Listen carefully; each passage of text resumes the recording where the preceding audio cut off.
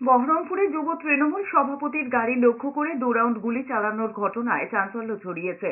জানা গিয়েছে, শনিবার রাতে প্রতিদিনের মতো এদিনও কাজ সেরে বাড়ি ফিরছিলেন যুব তৃণমূল সভাপতি পাপাই ঘোষ। বহরমপুরের কাশিমবাজার রিং রোড সংলগ্ন এলাকার কাছে পাপাই ঘোষের গাড়ি লক্ষ্য করে পরপর 2 রাউন্ড গুলি চালায় দুষ্কৃতীরা।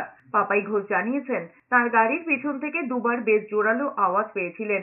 তিনি বিষয়টি পুলিশকে জানিয়েছেন। গাড়ি থেকে দুষ্কৃতীদের ঠিকমতো দেখতে পাননি। খবর পেয়ে ঘটনাস্থলে পৌঁছেছে বহরমপুর থানার পুলিশ।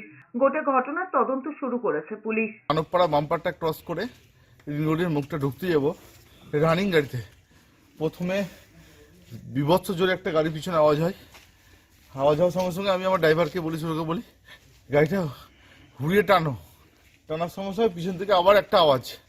তখন আমরা গাড়ি একদম ফুল স্পিডে বেরিয়ে চলে এলাম।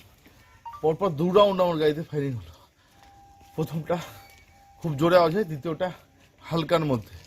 আমি সঙ্গে সঙ্গে আইসি সাহেবকে ফোন করি, পুলিশ প্রশাসন এসে হাজির হয়েছে।